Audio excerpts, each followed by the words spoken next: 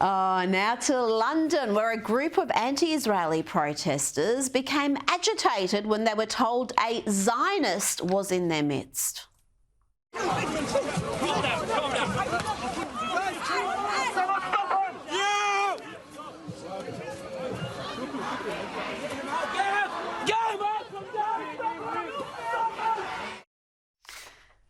Get him, they say, Kosher. That's lovely, isn't it? And still in the UK, our old mate Patrick Christys, a presenter on GB News, found himself in the middle of a pro-Palestinian mob. They weren't too friendly.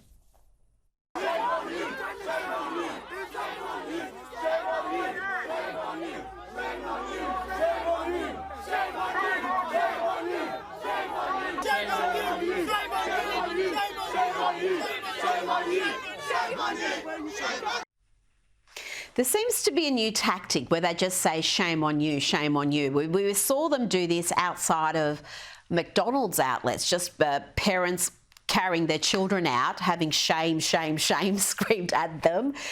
Again, like the climate protesters, and often it can be the same mob, they're not exactly endearing themselves to people who are undecided about this issue.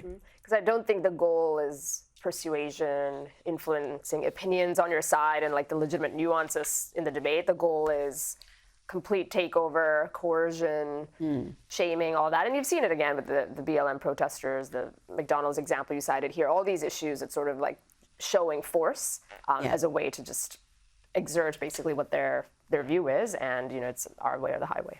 Well, it's going to be fascinating to see here in Melbourne. The kids are going to be wagging school on Thursday to have a pro-Palestinian march, and there's a huge uproar around that about how that's going to impact the Jewish kids at school, the hostility, the anti-Semitism. So it'll be interesting to see how they behave during that student-led protest.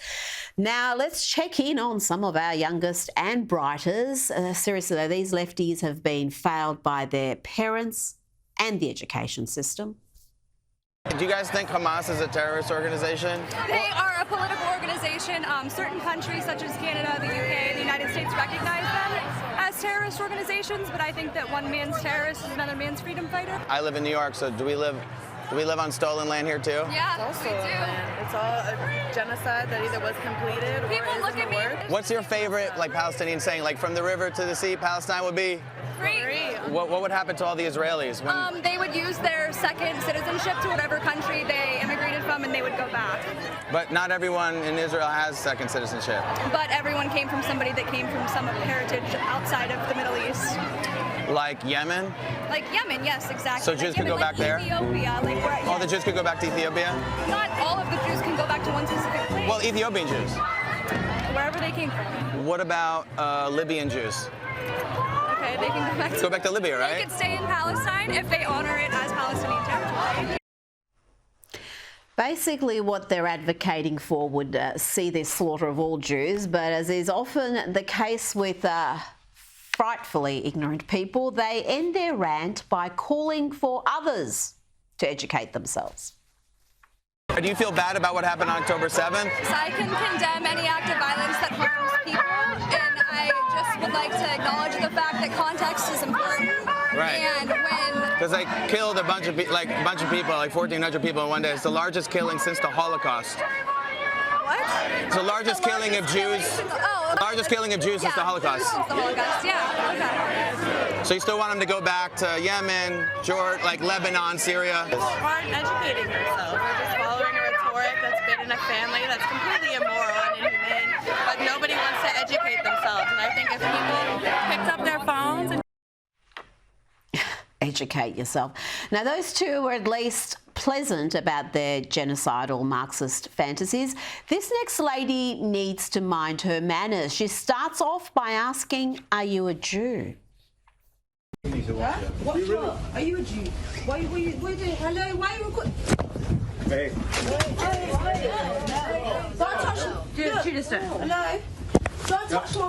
Why are you recording me? Say that again. Hello? Say that again. Hi. What did I say? What did you say? What did I say? Oh, hello. Hello? What? Can I not? Why are you touching me, fam? Can I smash your glass into your eyes, bro? She's going to smash his glasses into his face, bro. This girl needs to calm down. But instead, we got more talk about Jews and phone smashing.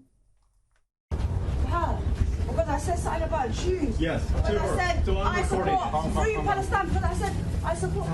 Bro, you're lucky I don't smash your phone. You know. Stop recording me. Please stop recording me. Everyone is recording you. Can you please stop recording me? Can you Get off please the bus. stop recording me? Chill. I'm telling you, stop recording me. Look at you, pussy. I'll get off it. Yo, what are you doing? Now, this next lefty losing it has quite the imagination. Here she explains how the term good morning came about. So let's talk about where the word good morning originated from. Good morning. All right, so during slavery times, when the women used to mourn about their child being taken away and sold to a different slave master, or if one of the family members did something that resulted into them getting whipped or killed, most of these things used to happen in the evening time. So it was their way to make fun of the black slaves crying that night prior. So they would ask them, did you have a good morning? Did you have a good cry? And they would laugh about it. Y'all know what morning mean. All they did was take the U off of it, so nobody would think about what it really originated from. It was really a mockery towards black slaves. Yes, a great story there, but despite the desperation of the American left, not everything is about slavery. Indeed, the earliest known use of the word good morning is in the Middle English period. Oxford English Dictionary cites earliest evidence for good morning from around 1450. So we're talking about some time before slavery in the US and before even the transatlantic slave trade began. In fact, there's 1200 is some examples of good morning there. But I just love the commitment to the cause, that we've just got to connect everything to the evils of slavery, even the phrase good morning. Commitment to the cause, and as you said, quite creative. On some level, you kind of have to admire it, because it looks like she just made the whole thing up out of thin air, put it on TikTok, it went viral, and, you know, why not? The more cynical among us would say, watch the space, because we have seen instances of dictionary.com and Merriam-Webster.com change vernacular around different things. So I'm not saying they're going to do that for this, because it's quite well cited, the etymology, but I would not be surprised if you started to see that happen. Well, we saw that happen with the OK symbol, where it was as a joke proposed that it represents some sort of white supremacy secret symbol. And then that became mainstreamed when idiots in the media decided that it was actually a real thing, and even the circle game was getting caught up in that.